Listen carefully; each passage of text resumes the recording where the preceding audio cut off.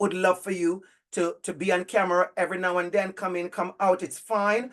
And so it's important that we do that. So welcome everyone. Welcome to our community class. Welcome to LHAE 1042, and that is leadership and diversity. And so all of us here, we are leaders. Thank you so much. I see you. All of us here, we are leaders. We are leading in different spaces, different areas, but we are coming here as leaders. And I want to get into that conversation before I even get to my title page. I want to start by just looking at some critical questions. As we are getting involved in this conversation, as we are involving in this conversation, Nia, one of my GA is also here, who is assisting me. Another GA is here. So Nia, you could just let people in the room as they come in. There are some central questions, and I must tell you something so you understand what I do. I am sharing with you a presentation that I made at UPSOA in Ottawa earlier this year. So I'm not giving you the diluted version that I gave to the superintendents. I'm not giving you the leftover. I'm giving you the rich content that I shared with leaders, superintendents, directors of education earlier this year about the ways in which we must disrupt the status quo. So that is our conversation this afternoon, about disrupting the status quo, centering equity and action. But like I said, before I even get into that, I want to kind of underline and start our conversation with some central questions that I want you to reflect on. You know, I'm going to tell you something. I do this thing at the university, in some of my courses, where I would say to them, have a discussion, and I would say, complete your discussion with 2 or 3 questions. And I will do that quite a bit. And after a while, some person will kind of get it. They'll be like, oh, because sometimes when we come to workshops and we come to class and we come to meetings, we come to panel, we come to summits, wherever we go, we sometimes feel like, oh, I need to leave here with all the answers. And the truth sometimes is you will never get the answers you need. And sometimes you don't even need answers. What you need sometimes is to get into that bold space where you ask questions. Questions are powerful. I remember when I went to Teachers College, they kind of teach different now. But when I went to Teachers College, we were taught out as future teachers how to craft and ask good questions. Because sometimes it's not the student's problem with the answer. Sometimes it's our problem as teachers. We're not asking the right questions. And so asking questions are so important. And that is why I started with these important questions to anchor our conversation. Critical question: what is the central role of an equity leader in our current time? What is the role? What does it mean to be a diversity leader? What does that really mean? You say you're a diversity leader. What does that really mean? How can I disrupt within institutions that I benefit from?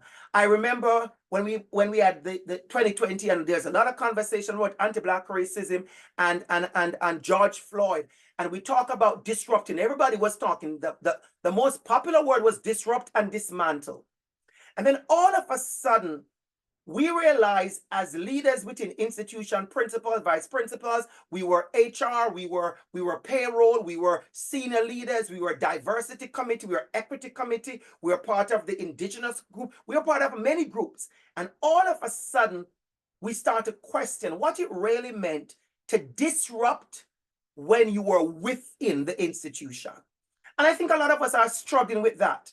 How to disrupt when we are inside the institutions.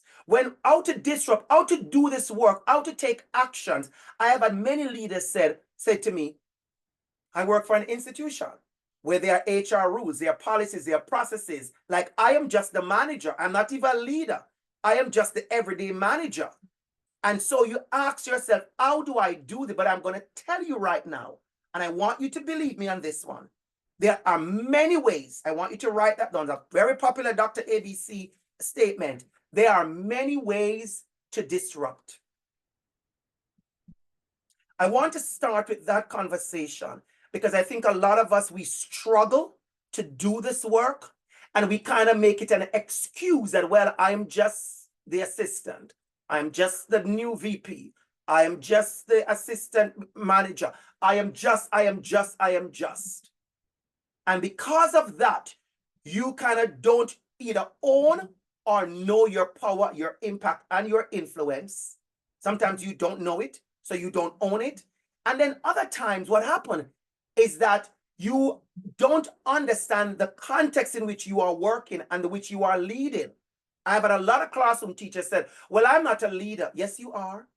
Yes, you are.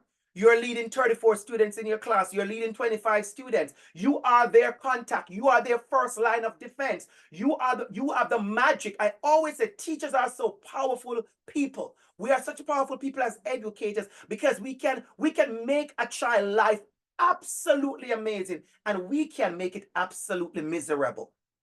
We have that kind of power. We don't realize it. Yes, we do.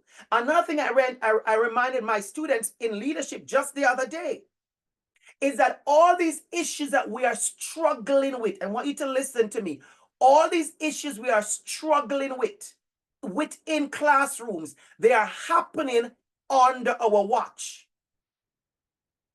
They are happening when we were present. I want to stop the slide so I can underline that.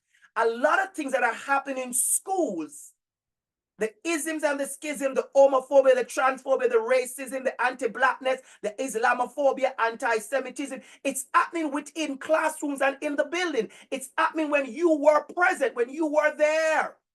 It's happening under our watch. The worst bullying I experienced, a teacher was in the room. School wasn't dismissed. We were in school. So ask yourself, what is my power and my influence as a leader in a department? And this is not about school only. Many of you, you don't work in schools. This is not about school. So don't feel like you're at the wrong place. You're at the right place. What happens in your workplaces? When people say they don't feel safe, you are the leader to ensure that there's a safe space, a safer space. So I want you to understand as we get into this conversation that we have a responsibility. I'm not going to speak to you like people who are novice and people who have no idea and people who have no responsibility. Many of you here, you have titles. If I ask you to put your titles in the box, people would be impressed. There's all kind of titles right in this room. Are we working and walking in those titles? I have made a commitment to myself that whenever I'm no longer able to walk and work in a title, I'm going to give it up. And I know I'm speaking from a place of privilege. Yes, I'm going to use that word that some of you are so scared of. I'm going to use a word that some of you are so scared of. Because when we say privilege, you start to be all uncomfortable. Don't be uncomfortable. Sit yourself down. Let's engage. Yes, you walk in privilege. I, as a Black immigrant man who is gay, I walk in certain privilege. I walk in privilege association. I'm a professor at University of Toronto. I work in privilege of title. I have a PhD. There are certain privilege I walk in. I realize there's a privilege of height. Somebody taught me that a couple of years ago. I know what it feels like to be in a room where I am taller than everyone. There is a privilege there. So I want you to own the fact that you walk in certain privilege. And because you walk in certain privilege, get ready for this. My expectation of you is high. But get ready for this one. Your expectation of yourself should be even higher. So as we get into this conversation about how we are disrupting the status quo, I want you to understand and I want you to be aware that I am very much aware that in this room with me this evening are some amazing change makers. I see change agents. I see people with walking title, power and privilege and access. I want you to understand you can do it. It's in you, you can do it. So let's get right into it. So, you know, back in 2020, we heard the word disrupt quite a bit. Shout out to Professor Mary Reed and Professor Stephen Reed in the room. I have to shout out my people when I see them. That is important. That is necessary. Some of us, especially racialized folks, we struggle in so many spaces because we were not seen. Nobody shout us out. metaphorically speaking. And so whenever I see my people, you are all my people, but you know what I mean. I need to make sure I shout out certain people. And it's important we do that. Let people feel like you see them and know you see them, especially when they are carried so many weight and they have done the work and you see them as absolute amazing allies. So it's important we do that. So I remember this time in 2020, we were disrupting hate. We were disrupting colonial practices. We were disrupting racism and anti-Black racism and anti-Blackness. Two different things now. We were disrupting indigenous hate and deficit narratives. We were disrupting homophobia and transphobia, Islamophobia, anti-Semitism. We were disrupting a lot. And all of a sudden, we got up one morning, Paula. I like to use names. And Paula, we got up. I see you, Paula. And all of a sudden, we realized disrupting was costly. Disrupting was consequential. Disrupting what demanded certain moral courage. Disrupting needed people to speak up. I feel my energy shifting, and it's only 18 minutes in it, and I feel my whole energy shifting. Disrupting demanded showing up. Disrupting demanded going against what is often popular. Disrupting demanded a little bit extra than the normal. And all of a sudden, we realized it was heavy to disrupt. And many persons stopped. You check how many persons on LinkedIn changed their title in 2020. A lot of people were director of equity and director of anti-Black racism and director of all kind of stuff. And by 2 years, everybody changed it back because they could no longer do it because they realized it was heavy work. And I know somebody saying, Dr. Campbell, you've been doing it a long time. And if it's so heavy, how you look so fabulous, especially in CV, you are drop dead gorgeous. No apology. I always say that. Of course, if I don't say I'm gorgeous, who's going to say? I say I'm gorgeous, and it's for the recording as well. Because we have to remember that because you say you're going to do this, I count the costs. I wish we should have sing this song back home in a Pentecostal church, that we have counted the cost. I counted the cost of what this mouth was going to do. Some of you see me always on a stage and at a mic, but I can tell you stories of me being uninvited. Oh, really, Doctor? Oh, I could tell you stories of me being uninvited after we have meetings to say we're going to use you, Dr. Campbell, and then they realize that I am not coming with a storybook or a fairy tale. I am not going to talk about anti-Black racism like a Cinderella story. I'm not going to talk about truth and reconciliation as if it's some old fable from some history book 1,000 years ago. I'm going to speak about with power and authority. I'm going to call in. Let me fix that. I'm going to call out, and then I'm going to call in. I know a lot of you are in spaces now where you don't want to call out. I know there's a thing popping up. We shouldn't call out. We should call in. Well, let me tell you what I say. I am not going to call in before I call you out. Some of you need calling out before you get called in. Somebody write that down for reference. Some of you need calling out before we get called in. And I'm going to say this as a leader. Take the responsibility. I'm pausing for dramatic effect. Take the responsibility of calling out your friends. Oops, DR.ABC, too strong. Take the responsibility of calling out your friends. There's a lot of things that is happening in inequities in our spaces, and our friends are doing it. But when it comes to our friends, we do not call out our friends. You need to be calling out your friends. Now, Dr. Campbell, what do you mean by that? So let me get into my PowerPoint so some of you will understand. So is this what I mean? Anybody watch Housewives of New Jersey? I like good messy TV sometimes. My brain's all gonna be always PhD. That's not healthy for my brain. Your brain is different from mine. I need downtime. And I like to watch Housewives and these shows. And this was an episode when Teresa Giudice flipped the table. So is that what I want from you? DR.ABC, what are you telling me? As a disruptor, I need to be flipping tables and making sure everybody disrupt, everybody hears me. No, I did not say that. This is one way. Loud and shout and it's bold and it's big and it's important. Everybody needs to see it. I remember this. Black Lives Matter.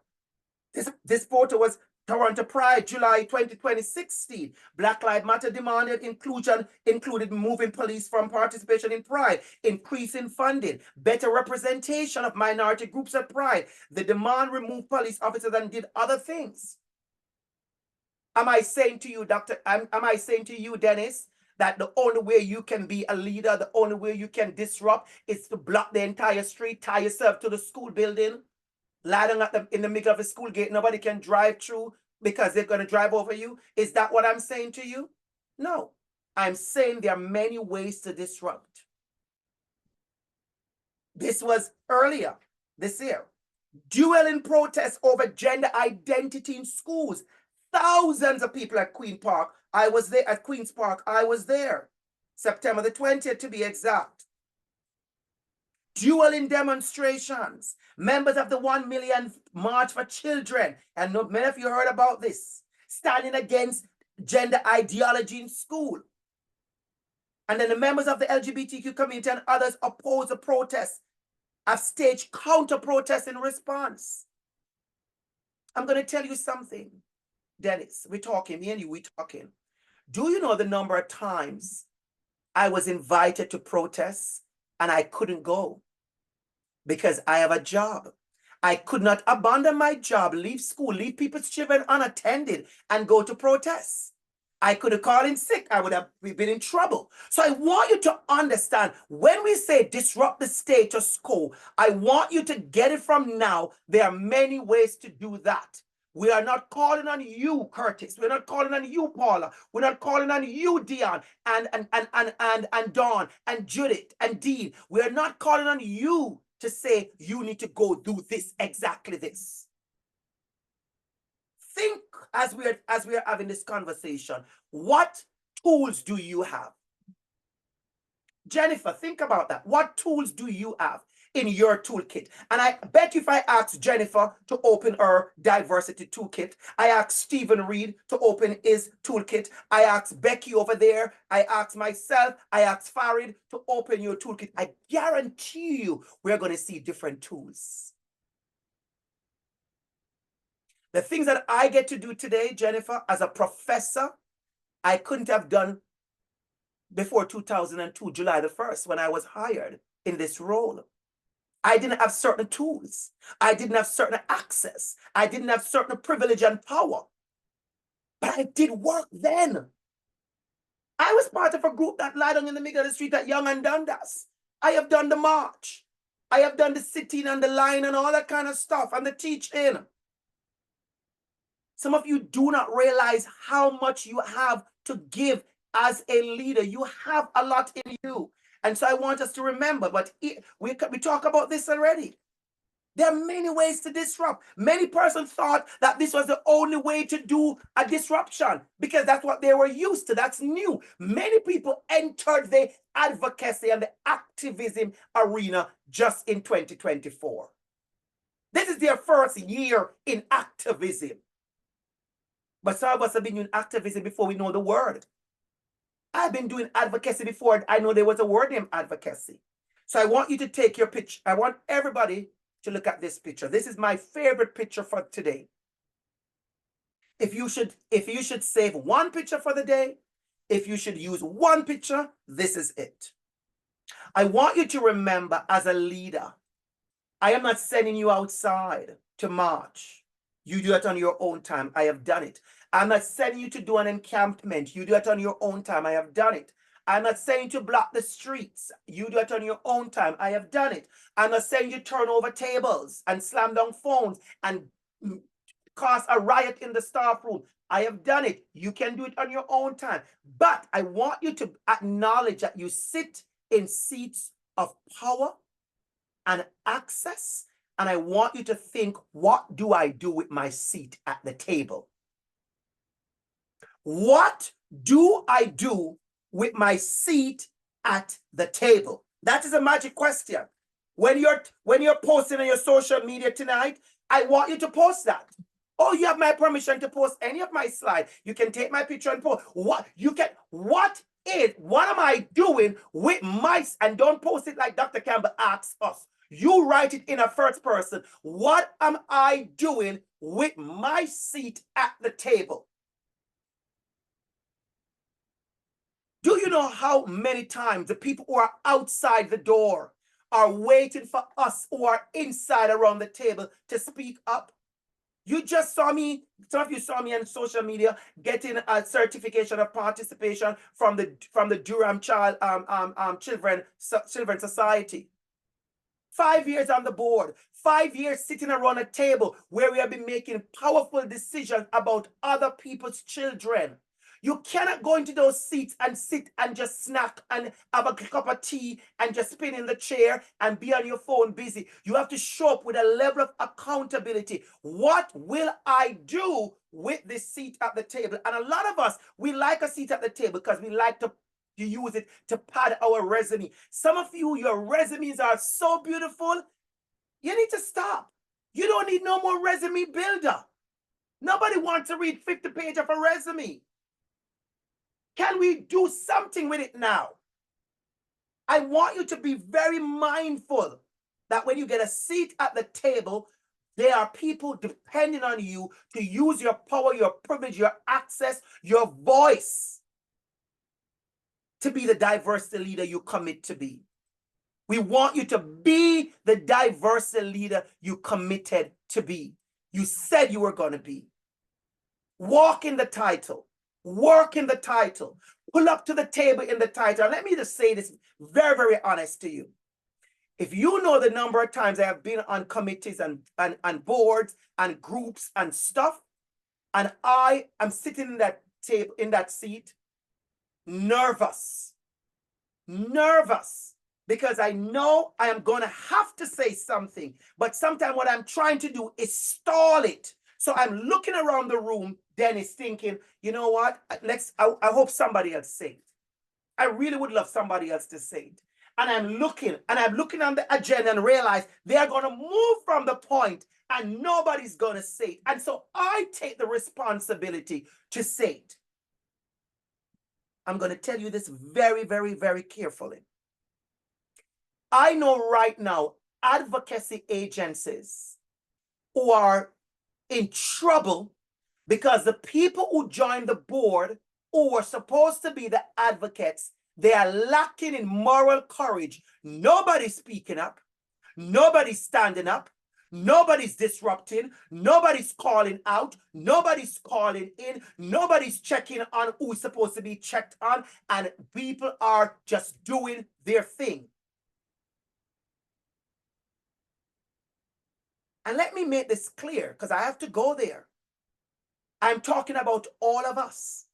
So no, this is not the meeting when we're talking about anti-Black racism and whiteness. This is the meeting we're talking about all of us, every one of us, Black, racialized, indigenous, white, all of us, our role and responsibility as a diversity leader, as a person who is an advocate and activist within institutions. So I want us to understand that. The next thing I'll jump right into is as we talk about what are the things we're going to disrupt. So let's get into it. The first one is disrupting self. I love this. I love Yolanda Seeley Ruiz as she talks about the archaeology of self. Absolutely amazing author. Somebody I really love and respect. The invitation to reflect and re-reflect and interrupt your own self. Some of you need to interrupt your own self. Some of us, we need to literally look at ourselves and say, really? This is what we are doing with the seat at the table? The last year you sit on the committee and you have done absolutely nothing. You have sat around the table and people have made jokes and smart remarks about indigenous folks, immigrant folks, trans folks, Black folks. You have sat and listened to people talking about things that are anti-Black, anti-Muslim, anti-Semitism, and you say nothing? Who is doing the correcting? Who is inviting people to unlearn and learn?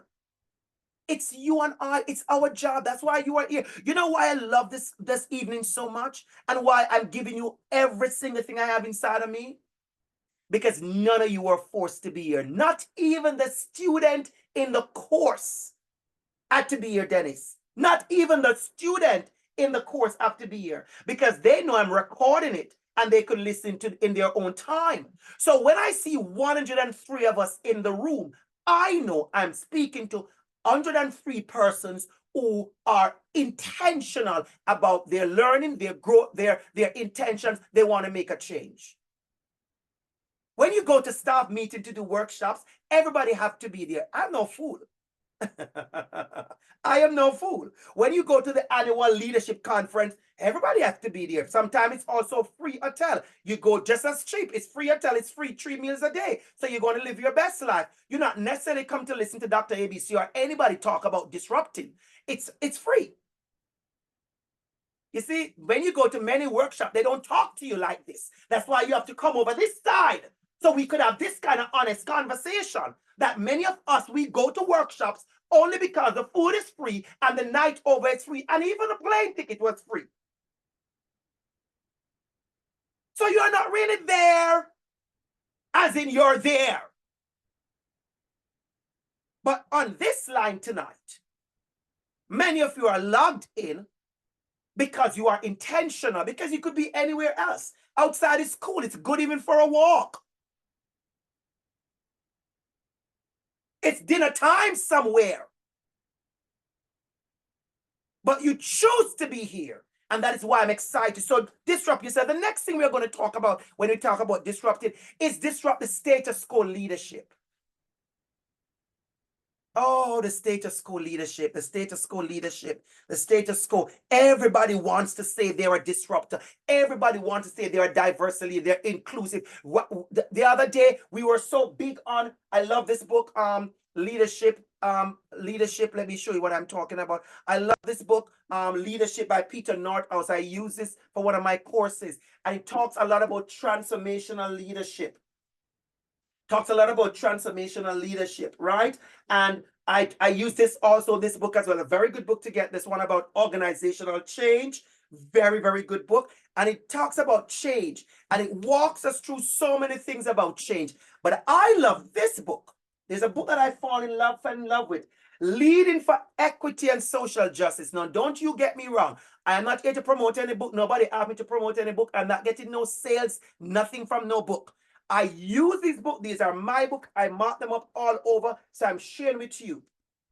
I have a chapter in it, but it's not my chapter I'm talking about. There's a chapter from Dr. Carolyn Shields that talks about transformative leadership. If you could get a copy of this book, or even the chapter by Dr. Carolyn Shields, it talks about transformative leadership. And she says transformative leadership theory is a critical theory focused on the need for equity and full inclusion and participation of those who are often the most marginalized or excluded in society. Listen carefully. Transformative leadership theory is what one could call a normative theory, in that it is embedded in explicit values of equity and justice that provides a standard for evaluating the present state of your organization. I want you to understand, when you take on certain title, you say you are a transformative leader. I want you to understand it's not about yourself. A transformative leader is intentional about the ways in which they are using their power, their access, their institution to do the work of disrupting. So I want you to think about disrupting the status quo. Leadership should be enhance equity, social justice, and the quality of life. To expand access and opportunity, to encourage respect for difference and diversity, to strengthen democracy, civic life, civic responsibility, and to promote cultural enrichment. As I hear the word cultural enrichment, Heather, I see you, Heather. There is a word that comes to my mind where I think a lot of us as leaders, we are struggling with. and that is what we call cultural humility. You can't do equity work, inclusive work, when you lack cultural competence and cultural humility. Write it down. You cannot do equity work, inclusive work, when you lack cultural competence and cultural humility. A lot of you don't know you don't know. Oh, a lot of you don't know you don't know. You lack the cultural humility. And so whenever you realize there's something that comes up and it's new to you, it's different, your old body has not learned how to just relax and learn and unlearn. Immediately you make an excuse. Immediately you are uncomfortable. Immediately, because you are not in a space where you are trying to gain that cultural competence and that cultural humility. So I want you to know that. The next thing we want to talk about as leaders, we are in Truth and Reconciliation. We are into Indigenous celebrations coming up. Not celebrations, actually observations, sorry. Disrupting colonial logic. This is very powerful. I want you to realize that a lot of ways that we think, you and I, that's all we know how to think. That's all we have gotten. When the great Bob Marley said, emancipate yourself, he understood exactly, he knew what he was saying. A lot of us, we are struggling because we are so wrapped up in colonialism. We are so wrapped up in all of that. We don't even realize sometimes what we are doing. I was in Ghana the other day and something struck me, that the ways in which myself, we as Black people, the ways in which we continue to foster and nourish and cuddle and breastfeed and give a soda and wrapped up and do all the kind of stuff and nurture colonialism, we'll be shocked the way we do that. We do it. We do it the way we look at ourselves and each other with deficit. The ways in which we prefer whiteness over anything. The ways in which we even enact anti-Blackness on each other and ourselves. The ways in which we approach everything that is not of a dominant standard with a deficit. It's a colonial logic that says you are less than. It's a colonial logic. Okay, so I know some person wants to see the book. It's a colonial logic that says you are less than. And so I want you to understand what it means. What it means. I want you to understand what it means. In the same book, as we said, to be a transformative leader. And this was the next book that I shared, Organizational Change and Action-Oriented Toolkit by this fourth edition. Really, really good book to talk about change management. And so we have to think about the ways in which we are doing this work and the responsibility we need to take. I'm going to tell you a story. I am a storyteller. I'm going to tell you a story. So I was invited to write a chapter for a book. And the question I was asked by this amazing woman was, who are you without colonization? Who are you without colonization? So my job, I'm writing a chapter on this. And when I started to think about the chapter, Paula, I wanted to jump in and, to say all the things about disrupting colonialism and the way colonialism shows up in school and in teacher education and leadership. And every minute I put my pen down to write, Paula, my energy kept saying, no. That's not what you need to write about. You need to focus on who you are without it. Can I tell you, it took me a while, because then it clicked in me that many of us don't even know who we are without colonization, because colonization is all we know. That's what we grew up with in schools. That's what we prefer. Anything less than what we grew up with in the colonial spaces is deficit. Many of us, we are still struggling to see the motherland Africa as a beautiful place, because the colonialism has have us in such a chokehold that says if it's continental Africa, it's less than, it's deficit, it's no good. And that is North America, that is European.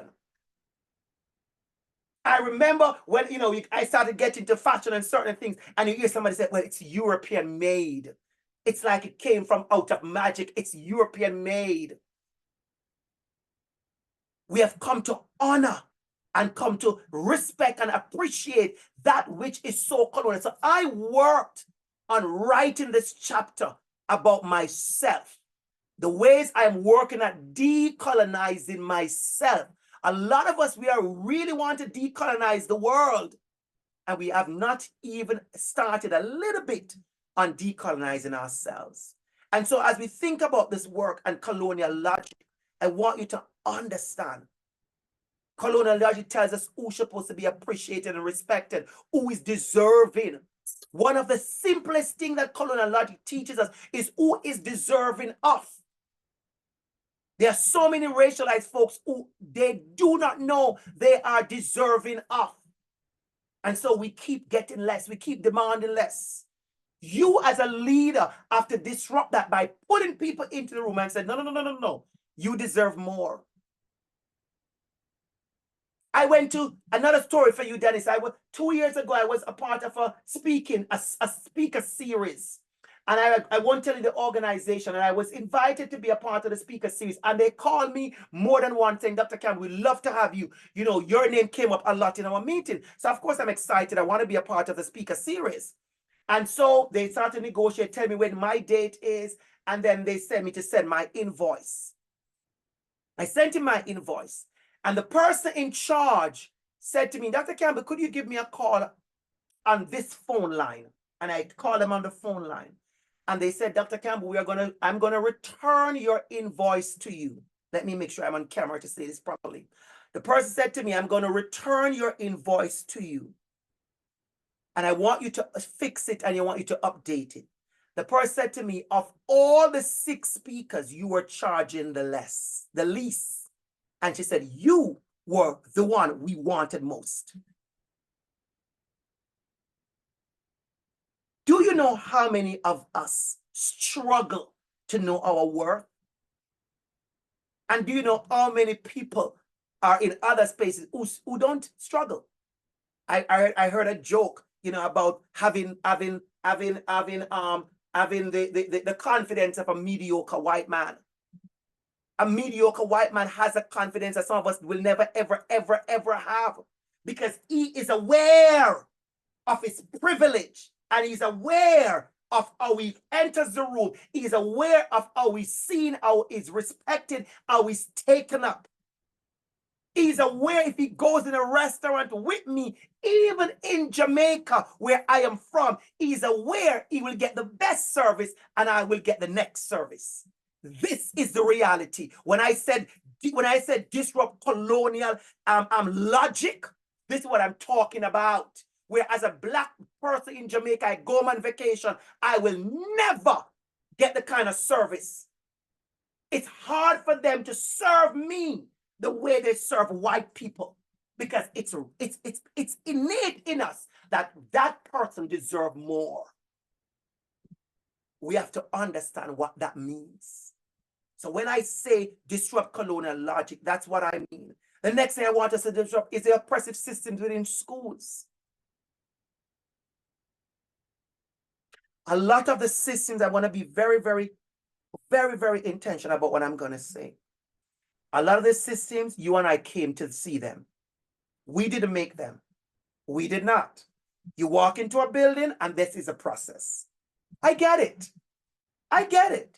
You get hired in a job and this is the process. You start to teach at a school and this is the process. I told my students something the other day and they were shocked. They said, oh my God, Dr. ABC, that's not true. They couldn't believe it. When I told them about going to university and owing money, you know, in those days in like 1999, you know, you owe money to the college for your school fee because, you know, you couldn't pay it as fast as everybody else. They'd put your name on a board, on the list of people who owe outstanding school fees. I didn't even realize how embarrassing that was. I didn't even realize, honestly, Dennis, I had no idea how embarrassing that was until years after. I thought that was okay. I thought that level of embarrassment was okay. As a child, I get emotional over it. As a child, I remember not going home to tell my mother that the school was going on a field trip. I remember not telling her because I know she didn't have the money to send me. I didn't want her to feel bad or to worry about it. A child at the age of 9, I take on that responsibility because we have school system in those days that says if you can't afford the field trip, you go. If you cannot, you stay home. Now those things have changed. In many spaces, it's still happening, but in many spaces, teachers and principals like yourselves are saying, this is ridiculous. What are we doing? So we have to know that within our schools, within our classroom, within our spaces, there are some serious oppressive systems. We have to speak up about them.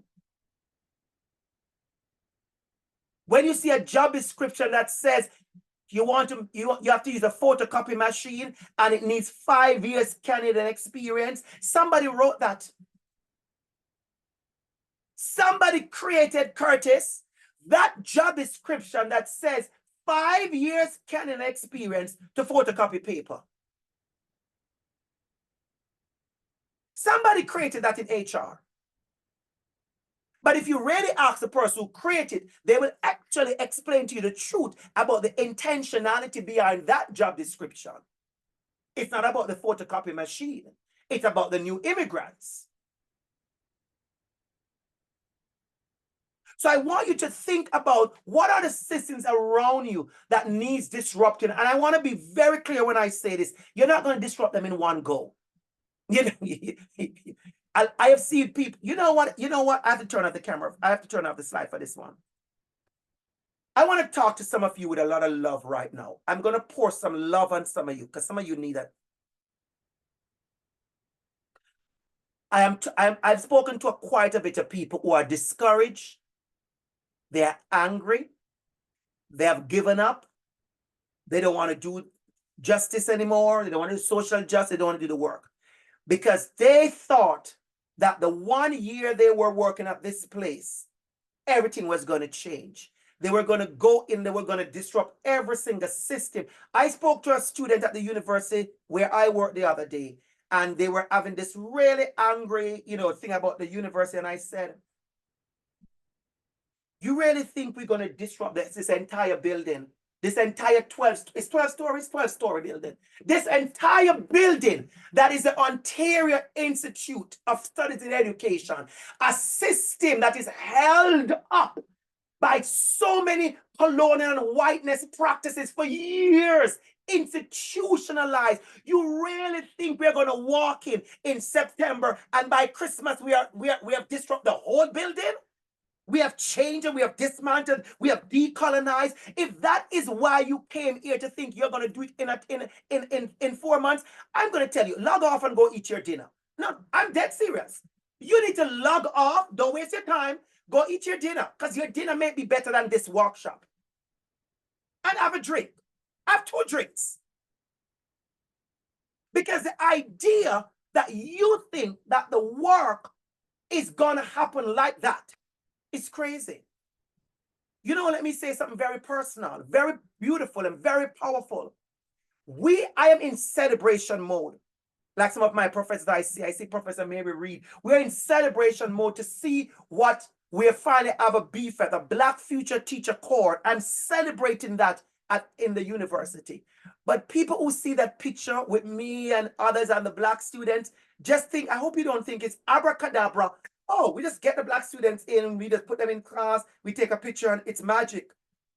That's 3 years of serious advocacy and work by a number of people. A number of people for simple things like how you apply to get in the program. Simple things like which course we could choose to be an elective. Simple things. So the idea that you have given up on advocacy, I feel my energy right here, so I need to stay here. My ancestors I'm never wrong. The fact that you are here in this conversation and you want to give up on advocacy because for the last 2 years, it has been rough and all the ideas you have, nobody has taken it up. That's not how it works. The I Have a Dream statement is still being used in school. Read the I Have a Dream speech by Martin Luther. Half of the dream don't come true yet. We are all going to show up, Heather. I see you, Heather McDonald. We are all going to show up, Heather, in our orange t-shirt. I got mine. I got a beautiful one. We are going to show up in our orange t-shirt, and the Truth and Reconciliation document is there, heavily ignored.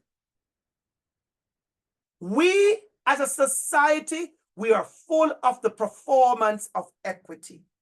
You have to know how to navigate this world around you and navigate the space. And you can do it because I am celebrating success in many ways.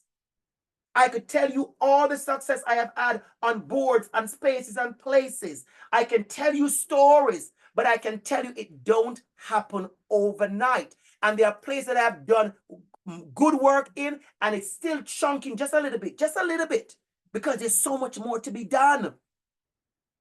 So I want to encourage somebody. I feel that somebody's listening to me, and I want to encourage you. Do not get tired. Pour in the oil and the wine. Pour in the oil. If you understand what I mean, you understand what I mean. A little more oil in my lamp. Come on, Negro spiritual. A little more oil in my lamp. Come on. Get some more oil in your lamp. Zarifa, I see you receive it fully. Put the oil in your lamp and continue. If you think, I don't know why my ancestors are on me like this right now. If you think I get up every day happy and smiling and thinking I am changing the world, there are days that I do kind of go, wow, really? That was said? I see things saying, I have heard people in spaces close to me say homophobic things, ridiculous things, silly things.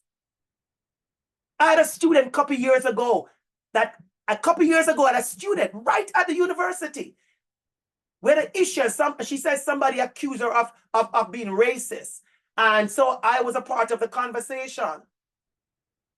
And when I met with this young lady, she looked at me and she said, Dr. Campbell, I could not be racist. And I said, why? She said, because I sponsor a goat in Africa.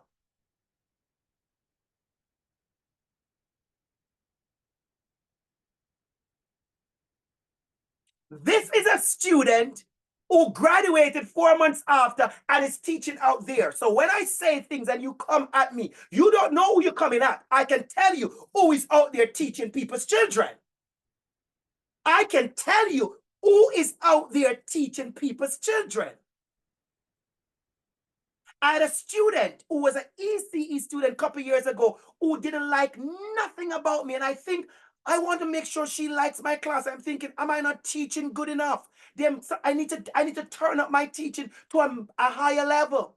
And the other students in the class saw that I was trying my best to reach her.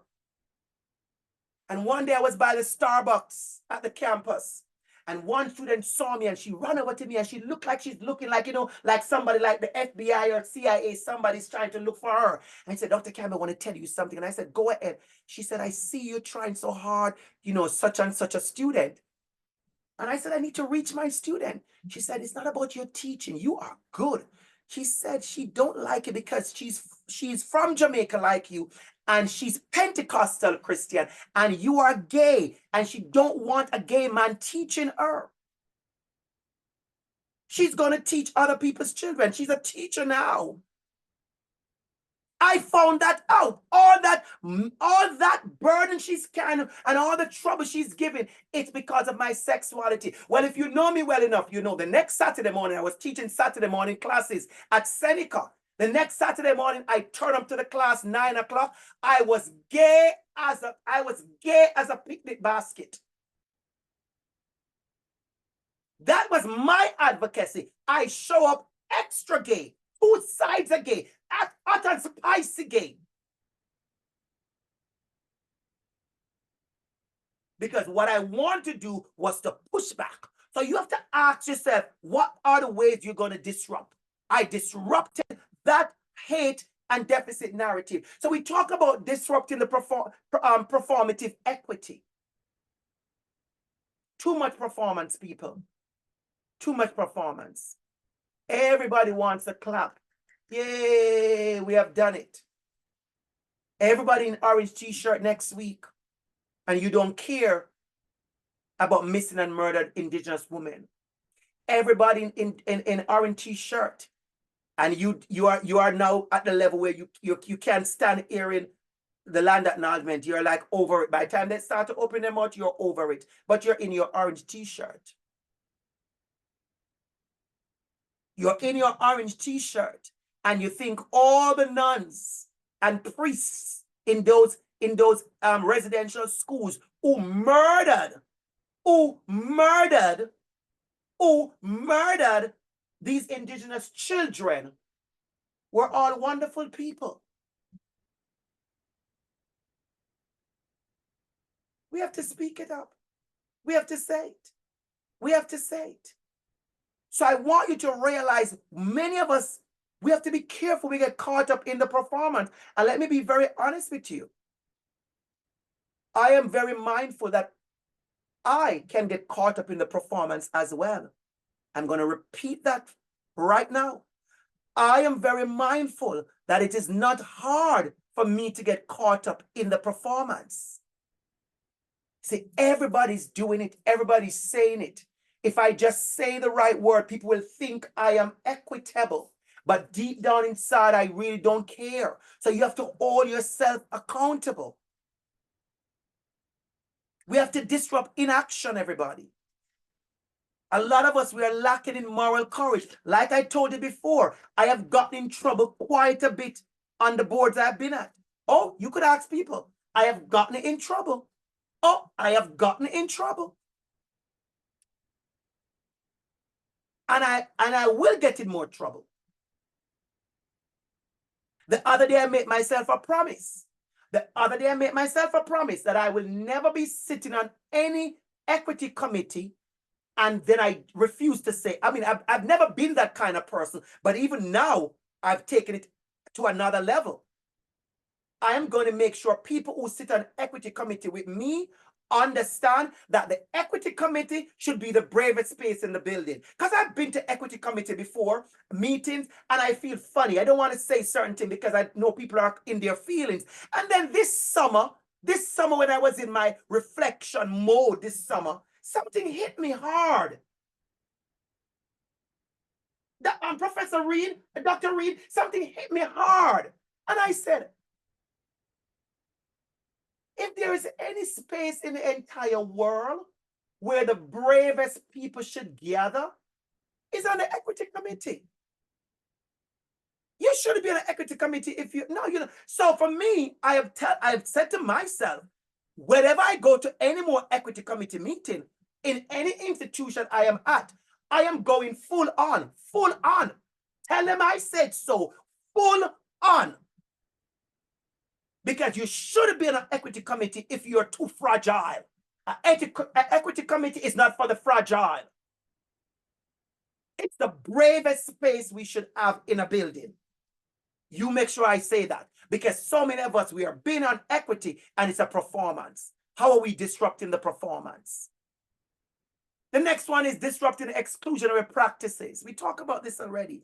And that is why I really want some of you to come back on the 23rd when we talk about activist pedagogy, abolitionist pedagogy, anti-racist pedagogy, the ways in which we as educators, as leaders, as trainers, as HR personnel, any one of us who do teaching and learning, the ways in which we need to really bring that pedagogy to the forefront.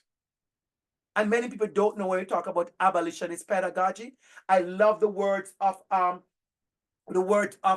Bettina Love, because when Bettina Love talks about abolitionist pedagogy, a lot of persons expect she was going to talk about building and fighting and tearing down and building and tearing down. And when she talked about that, I'm trying to say if I could find my book close to me. It's not close to me as I want it. And then she talked about that. And then she talked about the power.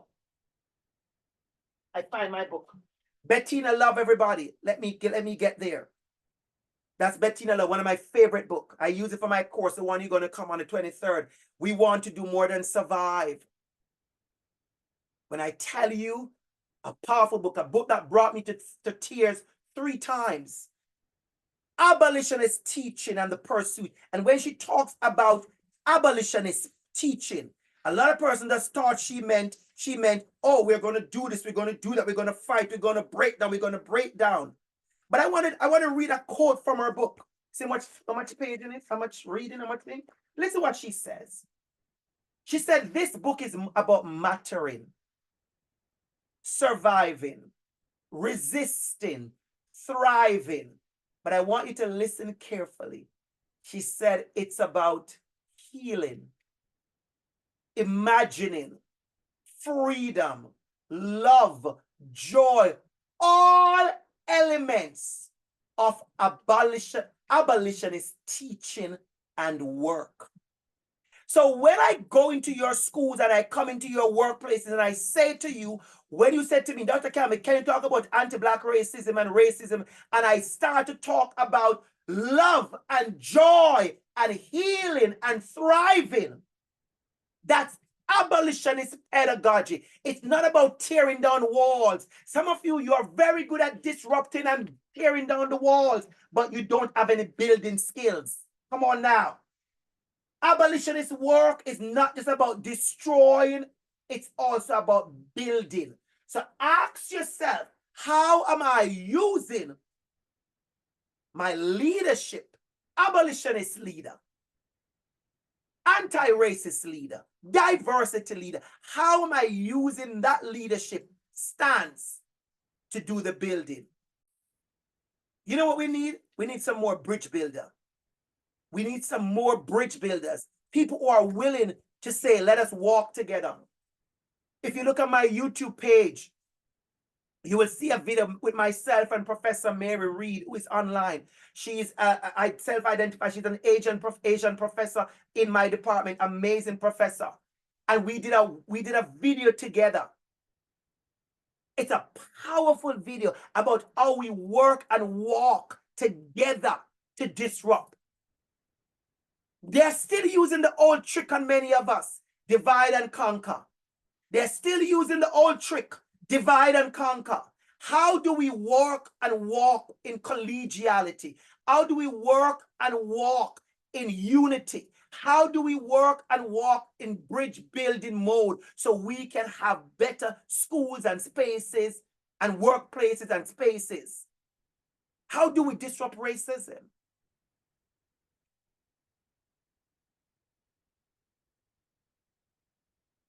How do we do that?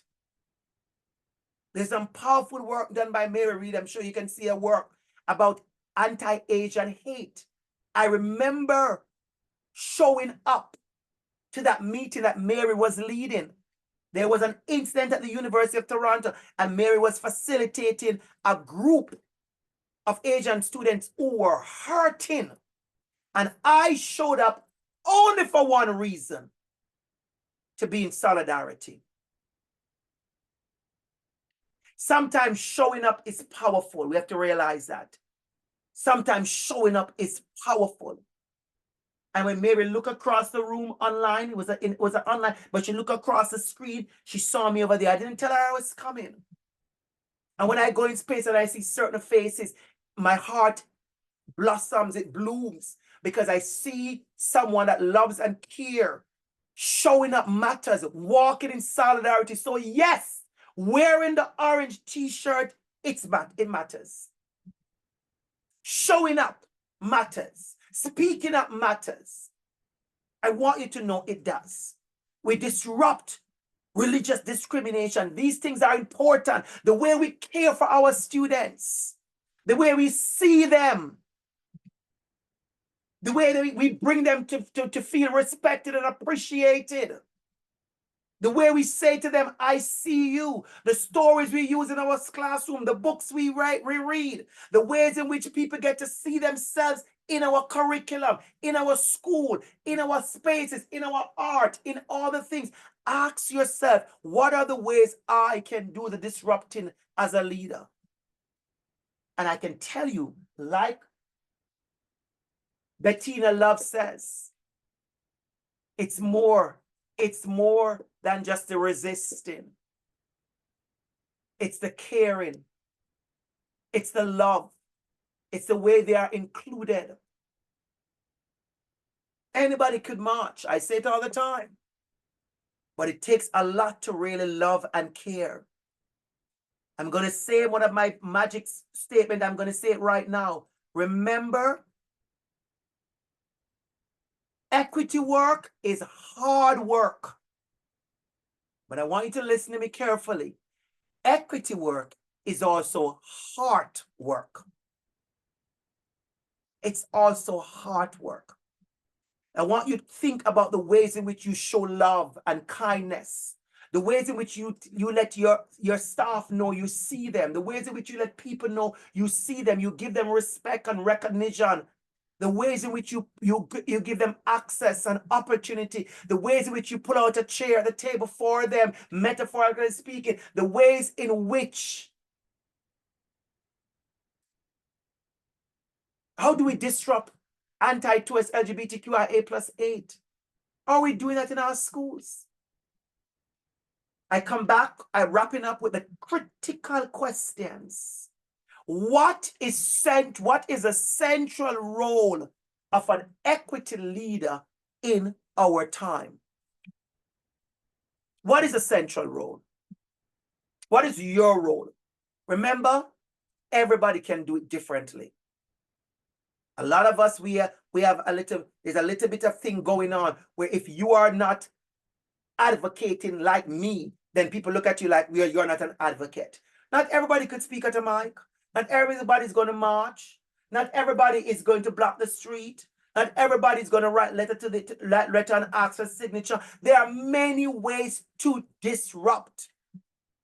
And I'm going to tell you this. I want to go back to this slide before I wrap up. I want to wrap up. Well, I'm actually wrapped up, but I'm going to wrap up with this slide. This is my last slide. I'm going to wrap up with this slide. I want you as leaders to take seriously the power you have in your seat at the table. I want you to take it very seriously, the power you have with a seat at the table. Speak up on behalf of. Bring that issue to the forefront. Don't allow the most marginalized to keep fighting. Tell that marginalized coworker to rest. Tell them, no, you sit. Let me go. That's what we call accomplice and co-conspirator. You know, I want to say this very, very, very, very deliberate and intentional. A lot of us who are doing good, a lot of you, especially a lot of you who are doing well in your advocacy, we need you to speak to your coworkers. When you go to these workplaces and there are 4 Black people, then the 4 Black people are on the equity committee. We don't want the 4 Black people on the equity committee. Oh, let me turn off the cameras, the slide so I could tell you. We do not want the 4 racialized folks on the equity committee. Okay, let me fix it. We do not want the 4 racialized folks on the equity committee alone. They are not going to get to do the work as it should. We don't want the 4 marginalized people to be the equity committee. We want 2 of them and we want 2 powerhouse. We want 2 of the marginalized folks and we want 2 of the powerhouse.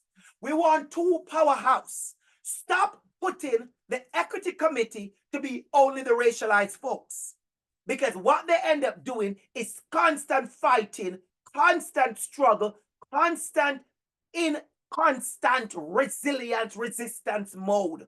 We want you with the power and the authority and the good pen with the good signature and the good voice to say, Zarifa, Andrew, hold a minute. Give me the document. And we give you the document. And you said, that's all right. Committee dismiss. Let me take this now. Let me take this to the big meeting. Let me take this to the big meeting. Instead, what we have is a lot of us with our power and our privilege. We sit like this. As somebody, as Professor Mary Reid, not somebody, she's Professor Mary Reid in the box says, then the emotional labor goes on the same people who are trying to fight the marginalization. So now we have the marginalized folks trying to work on behalf of other marginalized folks. Some of us, we could do it, but we can't do it by ourselves. So we need you with your power and your access and your title and your chair that could spin, because some of you have chair that can spin. We need that kind of power to pull up to the meeting and say, let me speak. You're speaking not for me. You're speaking on my behalf, because that's what you're doing. So it's not speaking for me. A lot of persons, I know you're struggling with that. Well, Dr. Campbell, I heard what you said, but I don't want to do it because I feel like I'm speaking for people. No, you're not speaking for us. We asked you to bring it to the upstairs. You were at the committee when we decided that you were going to be the one to bring it upstairs. So no, you're not speaking for us. We asked you to speak for us. Because I've seen people struggle to say, well, I don't want to do this because I don't want to. No. We're asking you to do it. This is what we're asking you to do. You didn't just take it up on your head. We ask you to do it. So I want you to understand the power in that. So as we wrap up this part of our conversation, I want you to understand the power, the beauty, what is necessary in disrupting the status quo. I want you to understand that you have to use your seat of power and access. I want you to understand that you have to use that access. And as I said, there are many ways to disrupt. I want to thank you so much for joining me for our community class. I'm going to stop the recording and then I'm going to take 1 or 2 questions. So no, there won't be any questions on the recording because at this time we stop the recording. Enough love, everybody, and thank you so much.